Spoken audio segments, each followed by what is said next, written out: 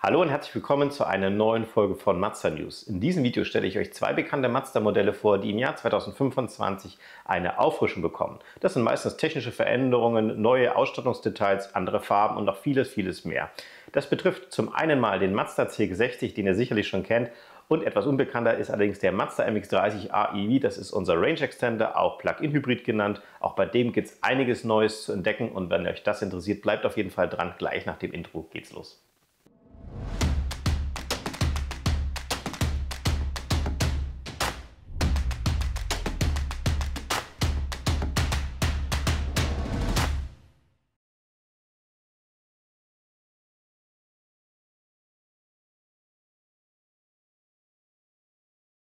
Wie gerade schon angekündigt, heute also zwei neue Modelljahre, die ich euch vorstellen darf. Und zum einen hätten wir da mal den CX-60 Modelljahr 2025, aber auch den MX-30 EV. Auch hier gibt es einige Veränderungen im Jahr 2025. Wie immer haben wir die Präsentation für euch vorbereitet mit ganz vielen Details zu den Fahrzeugen. Und wenn euch da bestimmte Themen nicht so sehr interessieren, nutzt einfach die Kapitelmarke, die ihr in der Videobeschreibung findet, um zu dem Thema zu springen, was euch am meisten interessiert. Und wenn euch irgendwas zu schnell gehen sollte, kein Problem, drückt einfach auf Pause und lest euch die Informationen einfach in Ruhe durch. Wir starten gleich mal mit dem MX-30 EV und ich mache euch nochmal hier ein großes Bild auf, denn normalerweise kommt gleich als allererste Frage von euch, hat sich denn optisch irgendwas verändert?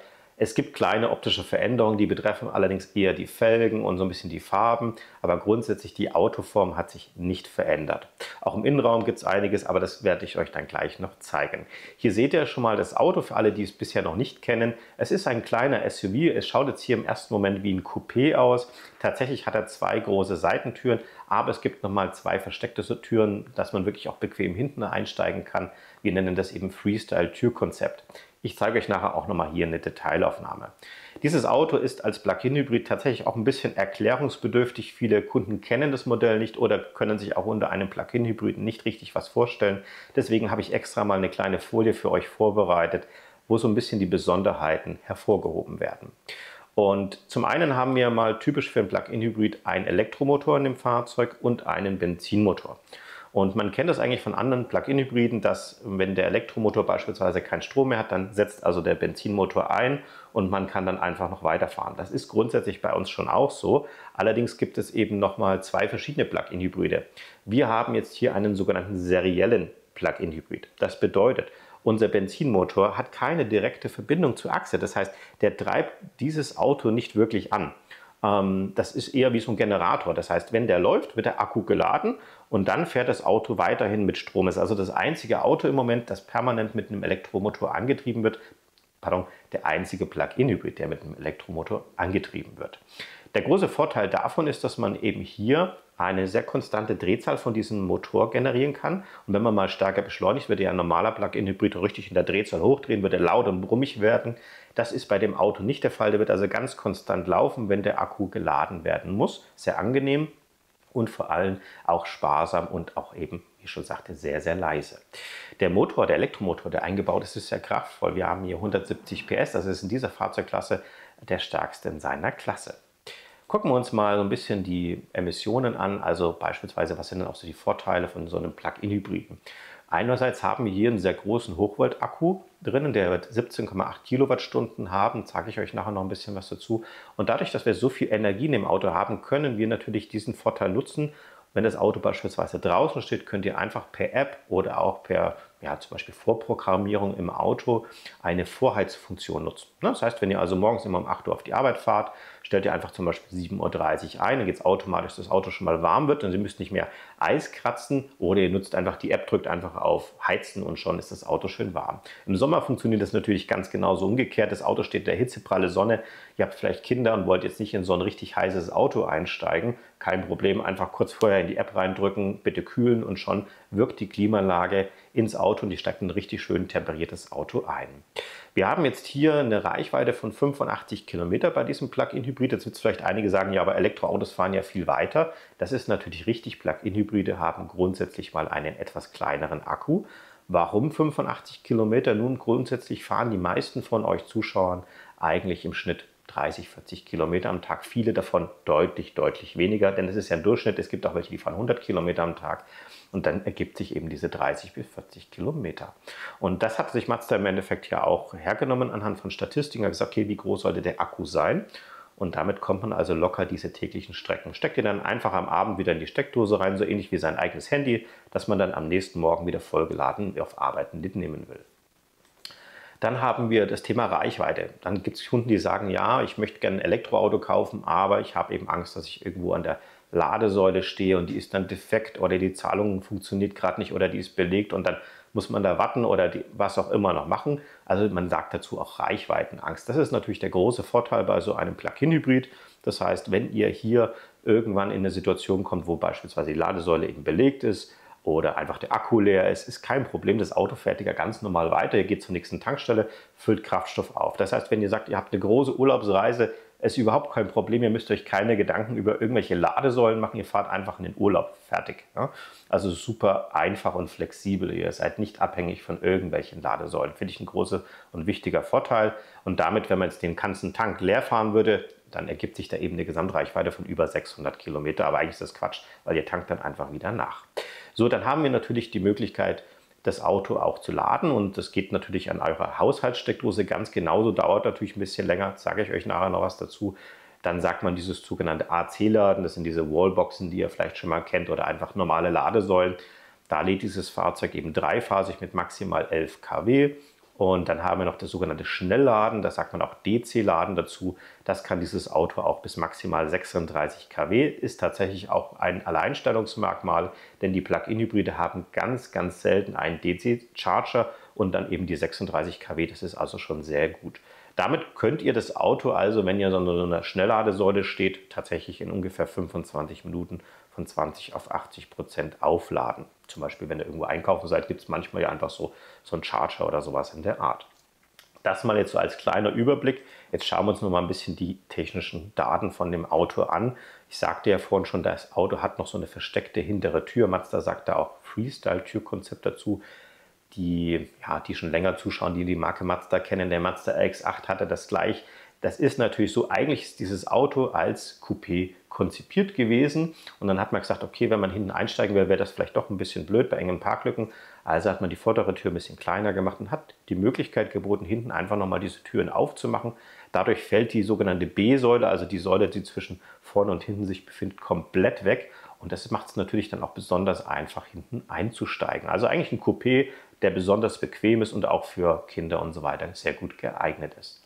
Schauen wir uns kurz mal die Maße vom Auto an. Wir haben also ein Gesamtmaß von ungefähr 4,39 Meter in der Länge und hier in der Breite sind wir bei 2,3 Meter, Höhe haben wir 1,55 Meter. Damit man das mal so ganz grob so ein Gefühl hat, ich sage jetzt einfach mal BMW X1 oder BMW 1er, BMW ist ungefähr so die gleiche Größe, nur dass wir ein bisschen höher sind. Ich sagte ja schon, es ist ein kleiner SUV, man steigt also ein bisschen höher ein, ist tatsächlich auch super bequem zum Fahren. Kofferraumvolumen haben wir ungefähr 330, 350 Liter. Warum gibt es da zwei Werte? Wir haben das Auto einmal mit Bose Soundsystem, dann haben wir hinten im Kofferraum noch einen Subwoofer drin und der braucht ein bisschen Platz unten und deswegen ist dann der Kofferraum ein bisschen höher. Dann, wenn man umklappt, beide Seiten umklappt, wir können das nämlich geteilt machen, haben wir ein komplettes Volumen von ungefähr 1137 oder 1155 Liter. Auch wieder hier das Bose Soundsystem und ein Wendekreis von 11,40 Meter. Entspricht auch ungefähr dem Wendekreis von einem BMW in 1er. Okay, schauen wir mal weiter. Hier ein bisschen technische Details. Ich habe euch hier oben mal ein Foto, das ist ganz interessant, damit ihr mal seht, wie so ein Motor eigentlich aufgebaut ist. Hier links der weiße Block, das ist der Elektromotor, der tatsächlich das Fahrzeug antreibt. In der Mitte sieht man hier, das ist der Generator, der allerdings nur aktiviert wird, wenn der Motor läuft. Und das wird dann eben immer gemacht, wenn ihr es entweder manuell aktiviert oder beispielsweise eben der Akku leer ist. Und hier befindet sich eben dann der Motor, den das Fahrzeug oder mit dem das Fahrzeug dann den Akku lädt. Hier seht ihr nochmal so eine ganz normale Ladesäule. Hier haben wir also auf der rechten Seite einen ganz normalen Ladestecker und auf der linken Seite noch einen Rüssel für die ganz normale Tankstelle. Hier nochmal so eine Darstellung. Der Akku befindet sich bei dem Fahrzeug im Unterboden fest integriert, hat also für euch keinerlei Einschränkung vom Platzangebot. Hier nochmal ein paar Hinweise. So ein Plug-in-Hybrid hat typischerweise ein Automatikgetriebe. Automatik müsst ihr euch jetzt so vorstellen, das hat also genau einen Gang. Ihr merkt gar keinen Schaltvorgang, weil es auch keinen gibt. Der Verbrennungsmotor selber hat 75 PS, der Elektromotor hat 170. Jetzt gibt es vielleicht schon die ein oder anderen Fragezeichen und fragen sich, hä, wie kann das funktionieren? Ja, ihr habt natürlich ja den großen Akku als Puffer. Und wie oft braucht man schon 170 PS Maximalleistung? Also ihr könnt ja nicht den ganzen Tag nur Vollgas fahren, sondern im Schnitt braucht ihr vielleicht bei einem Auto, das ist auch bei einem normalen Benziner so, vielleicht 40, 50 PS. Und dann, wenn ihr wirklich schnell auf der Autobahn fahren wollt, dann braucht ihr natürlich ein bisschen mehr. Also der Motor schafft es locker, dieses Auto auch bei Höchstgeschwindigkeit anzutreiben. Die Höchstgeschwindigkeit beträgt übrigens 140 km/h, steht jetzt hier nicht, aber das nochmal als Information. Das Auto hat auch wirklich eine sehr, sehr kraftvolle Beschleunigung, ist allerdings jetzt nicht auf Performance ausgelegt. 260 Newtonmeter haben wir hier, die sehr konstant anliegen. Es fühlt sich sehr kraftvoll, aber eben nicht übertrieben an. Beschleunigung dann von 9,1 Sekunden von 0 auf 100. Falls der Akku mal leer ist, habt ihr ja noch einen Tank. Wie gesagt, 50 Liter ist auch sehr üppig für so ein Plug-in-Hybride. Da gibt es tatsächlich auch Fahrzeuge, die dann teilweise bloß 30, 35 Liter haben, was natürlich dann lästig ist, wenn man große Strecken fährt, dass man dann dauernd alle 300, 400 Kilometer schon wieder zur Tankstelle fahren muss. Und wir haben hier natürlich auch schon die neueste Abgasnorm in Euro 6e. Vielleicht gibt es auch einige unter euch, die sich fragen, ja, für welche Kundengruppe ist denn das interessant? Und ich finde es immer besonders interessant für die, die sich eigentlich schon mit Elektromobilität identifizieren können, aber sagen, als einziges Auto ist es mir noch zu unsicher. Die Technik ist für mich noch so, dass ich noch nicht so genau weiß, okay, wie ich damit umgehen soll. Mir ist es einfach, wie ich schon sagte, so ein bisschen Reichweitenangst. Aber ich habe vielleicht schon eine PV-Anlage zu Hause, ein Balkonkraftwerk oder auf jeden Fall eine Lademöglichkeit, will also im Endeffekt auch schon elektrisch fahren. Und da ist das Auto natürlich genial. Man kann den Alltag wahrscheinlich zu 90% voll elektrisch fahren. Und für die Situation, wo ihr eben Angst habt, dass da irgendwo was sein könnte mit dem Elektrofahrzeug, ist kein Problem. Fahrt ihr wie einen ganz normalen Benziner das Auto. Also ist auch, dem Auto tut das nicht weh, wenn ihr sozusagen nur zu 10% mit Benzin fahrt und den Rest elektrisch. Das ist der Grund, warum Mazda dieses Auto auch auf den Markt gebracht hat. Wir gucken gleich mal weiter, noch ein paar Themen oder noch ein paar Informationen zum Thema Batterie und Reichweite. Das wird euch sicherlich auch interessieren. Wir haben hier nochmal die Schnellladesäulen, Geschwindigkeit 25 Minuten circa, ist allerdings temperaturabhängig, kann also im Winter auch ein bisschen langsamer sein. Aber die wenigsten werden dieses Auto wahrscheinlich mit einer Schnellladesäule laden, weil es in den AC-Ladesäulen sowieso günstiger ist. Und ja, wie gesagt, auf einer Autobahn eine Schnellladesäule würde ich nicht nehmen. Da würde ich dann einfach mit Benzin weiterfahren. Dann für zu Hause dreiphasig Wallbox ist so der Klassiker mit 11 kW. Würde das Ganze ungefähr eine Stunde dauern, von 20 auf 80%. Hier nochmal die Batteriekapazität. Die Reichweite sagte ich vorhin auch schon, 85 Kilometer. Das ist ein kombinierter Zyklus aus verschiedenen Geschwindigkeiten. Manche Kunden schaffen das ganz gut zu erreichen, manche landen eher ein bisschen drunter. Wenn man zum Beispiel aber sehr, sehr viel Stadt fährt, da hat man auch sehr viel Bremsphasen. Das Auto kann nämlich auch die Bremsenergie komplett in Energie umwandeln, also nicht nur in Wärme in die Bremsscheiben. Und dann kommt man tatsächlich im Stadtverkehr sogar bis zu 110 Kilometer. Also auch viele Kunden, die wirklich im Pendelverkehr fahren, die profitieren von diesem Auto. Reichweite dann eben über 600 Kilometer, wenn man beide Systeme komplett leer fahren würde. Und dann gibt es so einen sogenannten Energieverbrauch, das nennt sich also gewichteter Verbrauch. Das heißt, wenn man eben 100 Kilometer fährt, nach diesem Zyklus, würde das Auto also im Schnitt 1 Liter verbrauchen und 18,3 Kilowattstunden. Und da sind sogar auch schon die Ladeverluste einkalkuliert. Okay, nächstes Blatt. Was ist denn jetzt nun bei diesem Auto neu? Und wir fangen mal so mit den wichtigsten Sachen an, die aus meiner Sicht also wirklich interessant sind. Wir haben zum einen jetzt auch das neue Display auf 10,25 Zoll vergrößert. Das sind ungefähr so 20% mehr, die das System größer ist. Und wir haben jetzt auch Wireless Apple CarPlay und Wireless Android Auto. Bisher war das nur kabelgebunden möglich. Und wir haben auch eine Touch-Funktion jetzt auf diesem Display. Allerdings muss man sagen, das funktioniert also nur bei Apple CarPlay und Android Auto, wo man dann diese Apps auswählen kann. Ich muss allerdings dazu sagen, weil ich ein bisschen kleiner bin, ich tue mich da echt ein bisschen schwer, da mit dem Finger rumzutippen. Manche mögen das, gerade wenn man irgendwie das Navi eintippt im Stehen.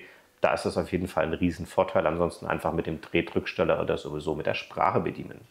Mazda hat außerdem jetzt noch eine Routenplanung nach Restkilometerstand gemacht. Bisher konnte man natürlich auch schon Ladesäulen direkt, wie soll ich sagen, anwählen und hinfahren. Das Thema Routenplanung nach Restkilometer war jetzt wirklich nicht so stark im Fokus, weil das Auto eigentlich nicht dafür gedacht ist, jetzt sich von Ladesäule zu hangeln. Also es macht jetzt keinen Sinn, hier irgendwie 1000 Kilometer und alle 80 Kilometer zur Ladesäule zu fahren. Deswegen hat er das jetzt hier nicht den absoluten Fokus, aber man hat es jetzt einfach mal integriert, weil es von euch eben auch gewünscht wurde. Dann haben wir jetzt auch noch die sogenannten Point of Interest. Das sind also besonders interessante Punkte. Das sind so die Klassiker wie Parkplätze, Restaurants, Hotels, Krankenhäuser und so weiter. Bisher war das also fix auf der Speicherkarte installiert und konnte das immer wieder updaten. Mittlerweile wird das Ganze nun online synchronisiert und auch die Vielfalt wurde einem ein sehr großes Maß erweitert. Also ihr habt einfach viel mehr Auswahlmöglichkeiten. Bis zum kleinsten Einkaufszentrum ist das jetzt also auch dabei. Gut, das ist also auf jeden Fall schon interessant. Gibt es noch ein paar kleine farbliche Veränderungen. Wir hatten bisher 2 Korkfarben im Auto. Nun hat man sich grundsätzlich für den dunkleren Kork entschieden. Kleine Feinigkeit würden wahrscheinlich die meisten gar nicht so sehr merken. Ich glaube, es liegt hauptsächlich an der Pflege. Das heißt, das dunklere Kork ist einfach ein bisschen pflegeleichter. Und wenn ich Kork sage, dann ist es auch wirklich Kork. Also es schaut nicht nur so aus, es ist also wirklich schön an, fühlt sich sehr angenehm, sehr weich an. Und zum anderen ist es natürlich auch nochmal ein bisschen schönes Materialmix im Auto, dass das Auto nicht so tröge, nicht so langweilig aussieht. Im Interieur gibt es bei der Primeline Ausstattungslinie eine Veränderung. Bisher, ich habe es euch hier grün eingekreist, war die Mittelarmlehne in weiß und auch die Armlehne dann hier in weiß. Das hat man jetzt wahrscheinlich auch wegen der Pflege in schwarz gemacht. Zeige ich euch dann nachher mal ein Bild, wie das dann aussieht. Dann gibt es bei den Lackierungen ein paar Veränderungen oder beziehungsweise ja auch ein paar neue Farben dann nachher. Wir haben einmal das sogenannte Circle Sand, also wie so Sand ausschaut. Als Multiton ist weggefallen, der Schwarz-Multiton mit dem Rot, mit dem Dunkelrot oben ist weggefallen. Und die Keramik White, das ist so ein gebrochenes Weiß, was schon ein bisschen leicht ins Grau reingeht. Also auch eine coole Farbe, ich sage mal so Muschelfarbe. Da ist praktisch der Ton gleich geblieben. Allerdings hat man hier die Seite, die bisher so silber abgehalten war, jetzt in schwarz gestaltet. Also einfach eine kleine Veränderung. Dann gibt es nochmal 3 neue Multitonfarben, speziell für ein Sondermodell. Dazu werde ich aber gleich nochmal was sagen. Und es gibt eben ein Sondermodell, das ist dieses Sondermodell Nagisa. Das kennen wir schon von anderen Mazda-Modellen und es ist bekannt durch diesen schönen Cognac-Terracotta-Look, finde ich sehr elegant. Es ist eine Mischung aus einem schönen Dunkelbraun mit Schwarz abgesetzt. Also schaut wirklich richtig schick aus, ist auch sehr, sehr beliebt bei euch gewesen. Zeichnet sich besonders auch durch schwarze Felgen aus und dieses Modell bekommt eben diese 3 neuen Farben zur Auswahl immer dabei, wo man eben dieses schwarze Dach hat und die Seiten sind dann in Wagenfarbe und dadurch wirkt das natürlich noch ein bisschen sportlicher, wenn also nur das Dach schwarz ist und die Seiten in Wagenfarbe sind. Außerdem bekommt das Modell dann nochmal Bose Soundsysteme dabei, finde ich richtig klasse. Wenn man eben gerne im Auto Musik hört, auch ein bisschen lauter, ist das natürlich ein perfektes Soundsystem. Schicke schwarze Felgen hatte ich gerade schon gesagt und natürlich auch dann alles so ein bisschen in schwarz abgesetzt. Das heißt vorne der Wing, die Außenspiegelkappen und natürlich die Alufelgen. Ja, jetzt gucken wir uns mal das sogenannte Line-Up an. Ich sage Line-Up immer dann für Ausstattungslinien. Ihr seht jetzt einfach mal unsere Einstiegslinie, die heißt nach wie vor Primeline. Ich habe euch hier mal ein Bild abgebildet und ihr seht schon von außen, wir haben Alufelgen dabei und grundsätzlich ist bei Mazda immer so, dass auch die Basisausstattung eigentlich nicht als Basisausstattung genannt werden dürfte, weil schon so viel dabei ist. Lasst uns einfach mal grob ein bisschen drüber springen. Also Klimaautomatik auch schon serienmäßig, LED-Scheinwerfer sowieso. Ihr habt ein richtiges Head-Up-Display auch schon für die Windschutzscheibe. Das heißt, es projiziert euch in die Windschutzscheibe alle wichtigen Informationen. Nicht irgendwie so ein einfaches Plexiglas, was nur nach oben geht. Das finde ich auch was Besonderes in dieser Preisklasse. Das gibt es also bei den wenigsten Autoherstellern serienmäßig. Wir haben dieses neue Display auch schon serienmäßig mit dabei. Navi ist serienmäßig. Einparkhilfe vorne hin und eine Kamera ist mit drin. Also alles, was man so im Alltag braucht. Plus noch Wireless Apple CarPlay und noch so ein Abstandsradarsystem. Auch ziemlich cool. Gerade wenn man eben gerne mit Tempomat fährt. Der bremst dann noch mit, der beschleunigt automatisch mit und hält euren gewünschten Abstand. Wie sieht dieses Auto also nun im Innenraum aus? Ich sagte ja, die Mittelarmlehne und die Seiten werden schwarz. Und ihr seht es mal hier. Also das ist schwarz geworden, das ist auch schwarz geworden. Ja, kann man jetzt drüber streiten, ist wahrscheinlich ein bisschen pflegeleichter, schaut jetzt hier ein bisschen wie diesem hellweiß dunkelkast ein bisschen sportlicher aus, finde ich. Ja. Okay, Primeline haben wir. Gucken wir uns die nächste Stufe an. Wir haben jetzt hier den Exklusivline und auch hier haben wir natürlich nochmal eine Aufwertung von der Ausstattung. Ihr seht schon hier, die Felgen schauen ein bisschen anders aus. Wir haben hier abgedunkelte Scheiben. Das sind schon mal die ersten Veränderungen, die ihr von außen sehen könnt. Stehen auch hier. 18 Zoll Felgen, wir sagen dazu Diamantschliff, weil das so eine Mischung aus poliertem Alu ist und gleichzeitig nochmal schwarz, wirklich sehr schön. Innen drin hat sich allerdings dann auch einiges verändert. Wir haben jetzt hier sogenannte Teilledersitze, wobei das Leder vegan ist, also Kunstleder. Das Ganze ist dann auch elektrisch auf der Fahrerseite verstellbar, hat dann auch eine Memory-Funktion. Das bedeutet also, ihr habt dann zum Beispiel 2 Schlüsselpartner, Partnerin, ihr steigt einfach ein mit eurem Schlüssel, der Sitz fährt schon mal in eure Position, der Spiegel ist eingestellt, das Head-Up-Display ist eingestellt, fährt die Partnerin damit und hat ein bisschen andere Maße, kein Problem, mit ihrem Schlüssel einsteigen und schon passt alles wieder richtig so, wie man sich das eingestellt hat. Richtig cool. Dann ist der Innenspiegel rahmenlos und die Heckscheiben abgedunkelt. Außerdem kommt noch die Sitzheizung und die Lenkradheizung mit rein und dann haben wir doch wirklich ein komplettes Auto. Und hier seht ihr nochmal die Innenausstattung, jetzt hier alles so, das hier ist übrigens dann so ein Leder, hier in der Mitte so eine Art Jeansstoff, also schaut richtig, richtig schick aus. Für alle, die den MX-30 schon kennen und vielleicht so eine Exklusivline-Ausstattung sogar schon zu Hause stehen haben, werden vielleicht sagen, hey, da fehlt doch noch was. Und tatsächlich, Mazda hat hier ein paar Details aus diesem Modell herausgenommen, hat die Exklusivline ein bisschen niedriger positioniert. 3 Sachen sind entfallen. Zum einen mal die Steckdose innen mit 150 Watt. Die war natürlich ganz praktisch, um zum Beispiel einen Laptop zu laden, wurde allerdings auch nicht so häufig genutzt von euch, muss ich sagen. Das Keyless-System, was ich ganz cool finde, und die Scheinwerferreinigungsanlage. Das Ganze ist für euch allerdings auch ein kleiner Vorteil, denn ihr spart euch 650 € bei diesem Auto. Und diese Extras werden wir nun gleich in dem höheren Ausstattungslinie finden. Die kannten wir auch schon, nennt sich jetzt eben Makoto. Von außen seht ihr schon, schaut eigentlich ganz genauso aus wie die Exklusivline-Ausstattung, die gleichen Felgen, die getönten Scheiben und im Detail gibt es da ein paar technische Veränderungen. Zum einen ist das normale Voll-LED-Lichtsystem nun durch das bessere Matrix-LED-Lichtsystem ersetzt worden. Hier müsst ihr euch das so vorstellen, ganz einfach erklärt. Ihr habt also nicht einen Lichtstrahl, der sehr groß und breit ist, sondern 40 kleine Lichtstrahlen, die zusammen ein großes Licht ergeben. Und das Tolle daran ist, dass diese einzelnen Segmente auch wirklich gesteuert werden können. Ihr könnt also zum Beispiel mit diesem Auto immer mit Fernlicht fahren. Das Auto wird erkennen, wenn jemand vor euch fährt oder euch entgegenkommt und wird auf dieser Stelle, wo das Auto fährt, genau an dieser Stelle es dunkel machen und ist er wieder weg, macht er wieder hell. Und so habt ihr nochmal ein komplett neues Lichtgefühl, wenn ihr nachts fahrt, habt ein sehr, sehr sicheres Fahren. Die Teilledersitze, die wir beim Exklusivline haben, haben wir hier ganz genauso, allerdings in einer etwas anderen Farbgestaltung, eher hellgrau. Zeige ich euch gleich nochmal. Die Steckdose, von der ich gerade gesprochen habe, ist jetzt hier integriert, plus nochmal zusätzlich eine 1500 Watt Steckdose im Kofferraum.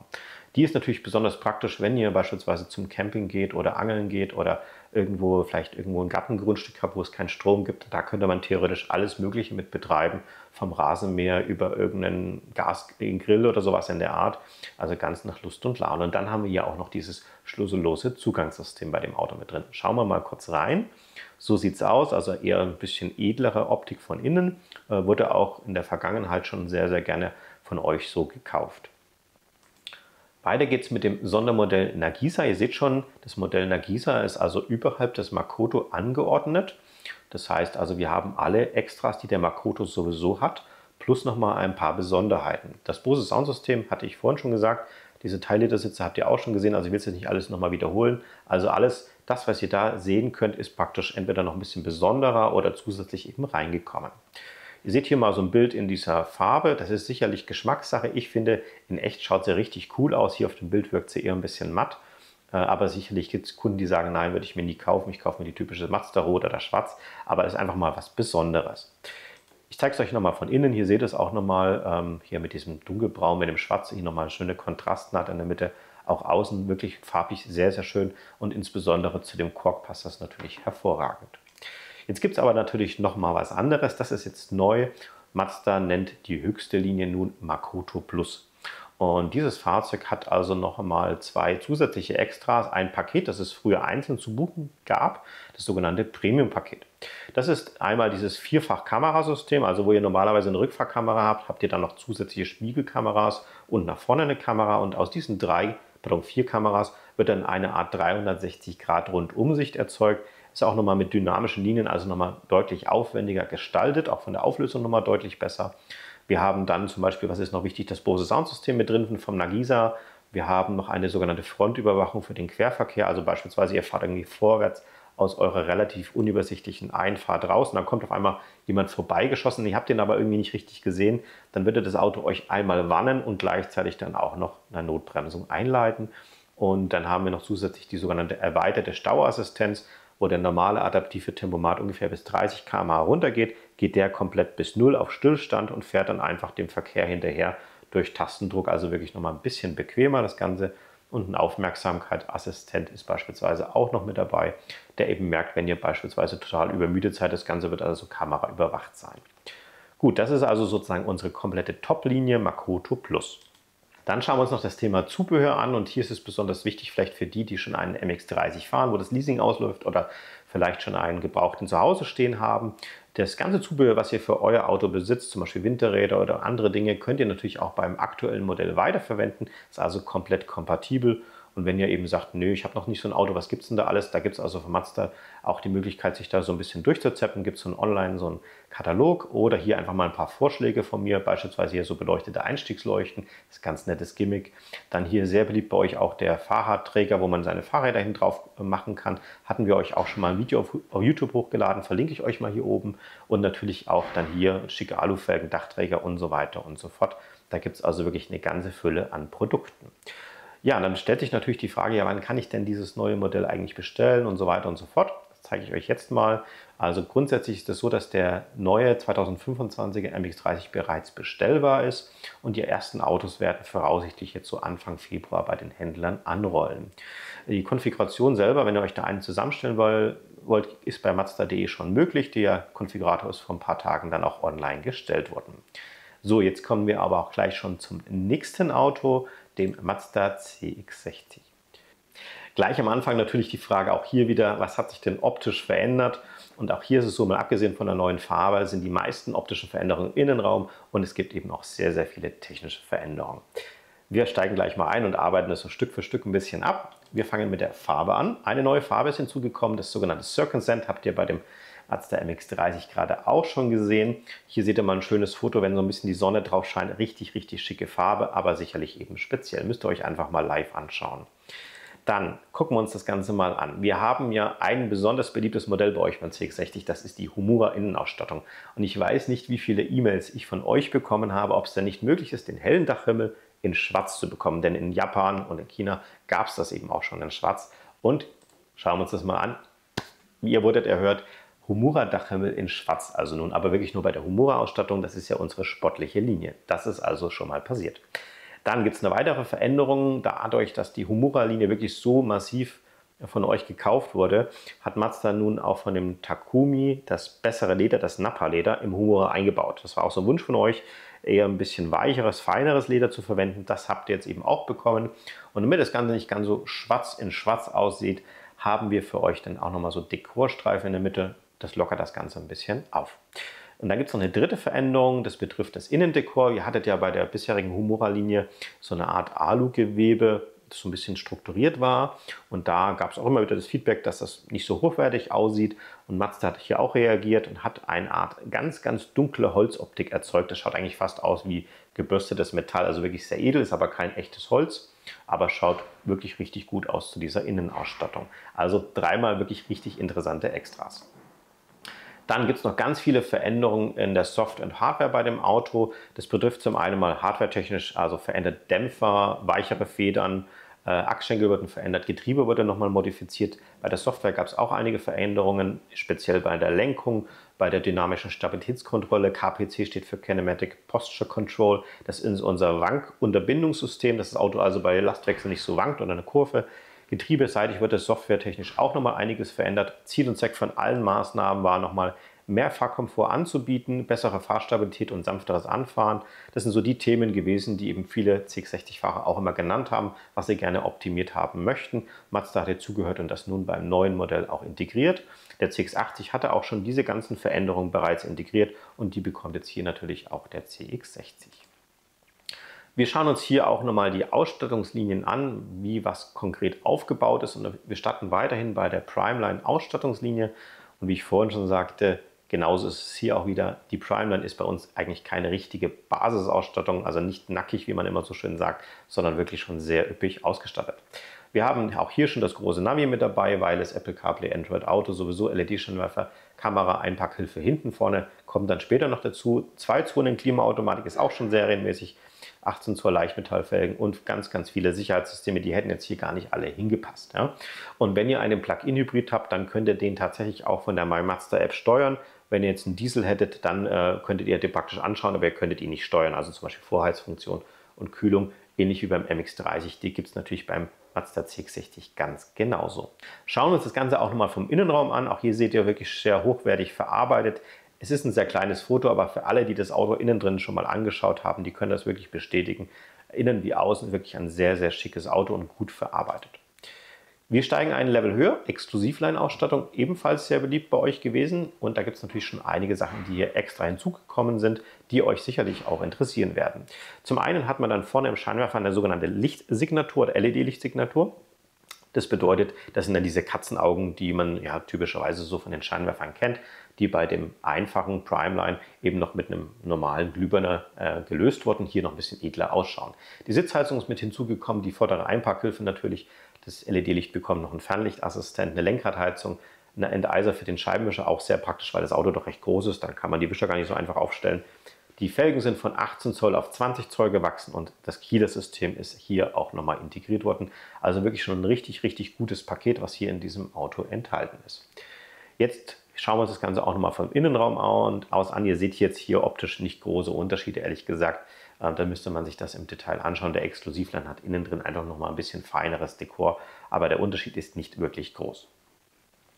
Dann gucken wir an, was kann man denn mit diesem Exklusivline noch machen, um ihn beispielsweise eben auf ein anderes Level zu heben. Das zeige ich euch mal. Wir haben mehrere Pakete. Es ist ein sogenanntes Driver Assistance Paket und ich will jetzt da gar nicht alles nennen. Ich nenne euch im Endeffekt nur so die wichtigsten Sachen. Hier wird das volle LED-Lichtsystem dann auf ein Matrix-LED-Lichtsystem hochgearbeitet, ähnlich wie ich es euch gerade beim MX-30 schon erklärt hatte.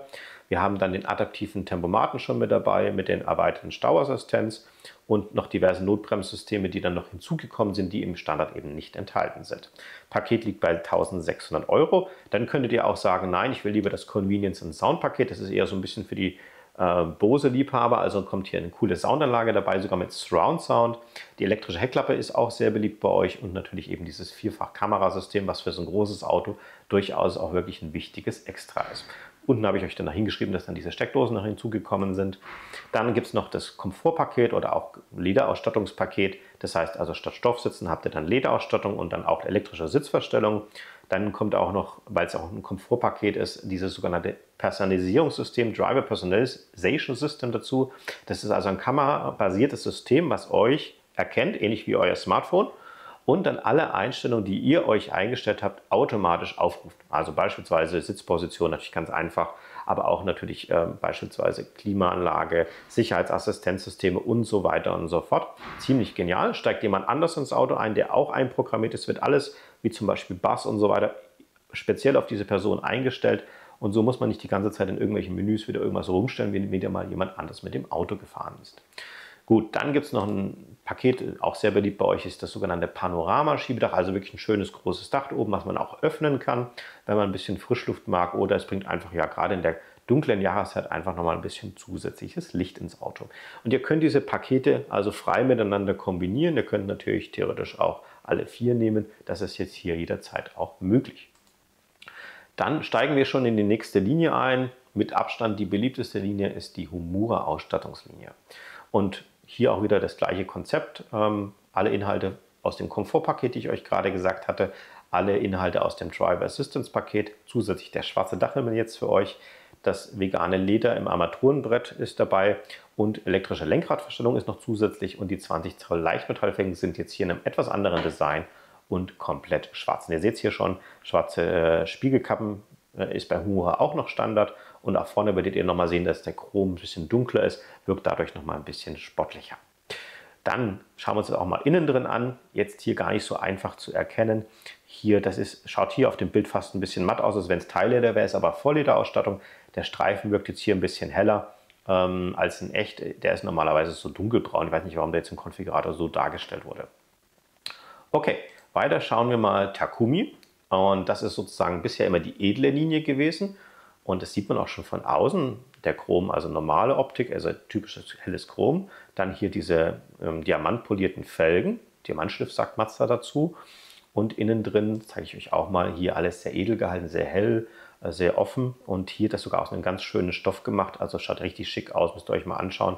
Dann hier mit den mit den Ahornpaneelen an der Seite. Also so ein bisschen loftig gewesen, japanischer Stil. Das muss man natürlich mögen, aber es gibt auch einige Kunden, die eben das Auto gerade deswegen gekauft haben. Genauso wie beim Humura, alle Inhalte vom Komfortpaket und vom Driver Assistance Paket. Dann der helle Dachhimmel passend zur Innenausstattung. Ansonsten, wie gesagt, auch ein sehr, sehr hohes Ausstattungsniveau bereits. So, und jetzt gibt es eine kleine Neuerung. Bisher waren das ja die 2 höchsten Linien. Mazda macht allerdings mittlerweile ein etwas anderes Konzept, und zwar kann man beim Humura und beim Takumi auch eines dieser Pakete noch auswählen, die es noch gab. Das war einmal das Panorama, weil ihr euch noch erinnern könnt, und das Convenience- und Sound-Paket. Also das waren die Kameras mit dem Bose und das Panoramadach. Und jetzt könnt ihr tatsächlich sagen, ich nehme den Humura und packe mir noch Bose rein, aber Panorama brauche ich nicht, oder den Takumi, ich brauche nur Panorama, Bose brauche ich nicht. Das ginge, aber ihr könnt jetzt nicht den Takumi mit Convenience und Panorama nehmen, denn dann wird das Auto zum Takumi Plus. Also eine extra Ausstattungslinie. Hintergrund der ganzen Sache war tatsächlich so, dass ganz viele Kunden Vollausstattung gekauft haben. Also wirklich, die haben gesagt, einmal bitte alles. Und es wären dann immer diese Plus-Versionen, also Humura Plus und Takumi Plus. Und das ist dann einfach von der Produktionsplanung einfacher, wenn Sie sagen, man kann den Humura nicht mit einem Panorama und einem Convenience- und Soundpaket ausstatten. Das erleichtert denen nochmal die Linien. Dadurch sparen die auch Geld, und das wollen sie natürlich auch gerne an euch weitergeben. Das heißt also, ihr bekommt hier, wenn ihr praktisch Vollausstattung bucht, 400 € nochmal Preisvorteil. Ist natürlich eine coole Sache, weil dann zum Beispiel eben die Kosten von so einem Panoramadach schon zu einem großen Prozentsatz wieder drinnen sind. Also grundsätzlich immer noch Vollausstattung möglich, aber das Modell heißt dann einfach Takumi Plus oder Humura Plus. Schauen wir uns das Ganze nochmal in der Übersicht an, und bitte jetzt nicht erschrecken. Ich weiß, das schaut sehr viel aus, aber es lässt sich einfach erklären. Das ist vielleicht jetzt so eine Folie, wo man dann auf Pause drücken kann. Also ihr habt hier links die 3 entsprechenden Motorisierungen, die wir anbieten. Einmal als Plug-in-Hybrid, grundsätzlich immer ein Fahrzeug mit Allrad. Der 200 PS Diesel ist weiterhin im Programm, ist ein heckgetriebenes Fahrzeug, und der Diesel mit 254 PS ist grundsätzlich auch ein Allradfahrzeug. Beide Diesel sind übrigens 3,36 Zylinder Diesel, hatte ich bisher nichts gesagt, die meisten Kunden kennen das Auto, also wirklich eine tolle Maschine. So, der Primeline selber wird als Plug-in und als 200er Diesel angeboten, als großer Diesel nicht, hat auch bisher noch keiner bei uns gekauft. Und dann geht es eigentlich los mit der Exklusivline, Humura und so weiter. Also ihr müsst es praktisch immer so lesen, ihr wollt ein Plug-in, okay, und dann habt ihr hier die Ausstattungslinien. Und hier unten habt ihr dann nochmal die Pakete, die ich euch erklärt habe. Hier steht dann eben nochmal drin, ich glaube in der vorherigen Grafik war es einfacher, dass man eben nicht Convenience und Panoramadach beim Humura komplett buchen kann, weil das Auto danach Humura Plus heißt.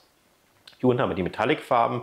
Es gibt noch eine Farbe, die ist also ohne Metallic, ist rein weiß. Wenn man also ein bisschen sparen will, wäre das eine Möglichkeit, zum Beispiel wenn es ein Firmenauto ist. Wenn man aber eine schicke Farbe will, die ein bisschen pflegeleichter ist, dann wäre es eben eine Metallic-Lackierung, oder wenn es eben Premium-Metallic-Lackierung wie zum Beispiel Matrix Grau wäre eine schöne Farbe, oder Soul Red Crystal, das ist unser typisches Mazda-Rot, was ihr gerade schon auf dem Foto gesehen hattet. Das ist etwas aufwendiger von der Lackierung und mit Abstand die teuerste Farbe mit 1200 €. Auch hier das Thema wieder Termine und Lieferzeiten, und grundsätzlich ist der Mazda CX-60 2025 auch schon bereits bestellbar. Die ersten Autos werden voraussichtlich so Mitte, Ende Februar eintreffen, vielleicht auch erst März. Das kommt ein bisschen darauf an, wie schnell die Schiffe unterwegs sind. Das heißt, die sind bereits im Anrollen, und auch hier ist der Konfigurator bei Mazda.de bereits online gestellt, sodass ihr euch selber schon mal das Ganze ein bisschen zusammenstellen könnt. Ja, wendet euch einfach hier an euren Mazda-Händler, der wird euch hier sicherlich ein interessantes Angebot im Moment erstellen können. Gerade im Frühjahr gibt es meistens auch immer sehr, sehr attraktive Angebote auf den Markt. Das waren jetzt heute mal meine 2 Modelljahre, die ich euch gerne vorstellen wollte, mit allen Veränderungen. Wenn euch dieses Video gefallen hat, denkt dran, uns einen Daumen nach oben dazulassen. Freut uns natürlich immer sehr. Habt ihr noch irgendwelche Fragen zu den 2 Modellen, packt es wie immer unten in die Kommentare rein. Wir versuchen da immer so schnell wie möglich zu antworten. Und wenn euch unser Kanal gefällt, dann drückt doch jetzt am besten gleich mal die Abonnieren-Taste. Am besten auch gleich die Glocke drücken, dann kriegt ihr nämlich immer eine Information, wenn wir ein neues Video hochgeladen haben. Und apropos neues Video, es wird tatsächlich in den nächsten Tagen und Wochen einige hochinteressante Videos geben zu neuen Modellen im Jahr 2025. Und wenn ihr das nicht verpassen wollt, wie gesagt, abonnieren drücken. Ich danke euch wie immer fürs Zuschauen, und wir sehen uns wieder beim nächsten Video.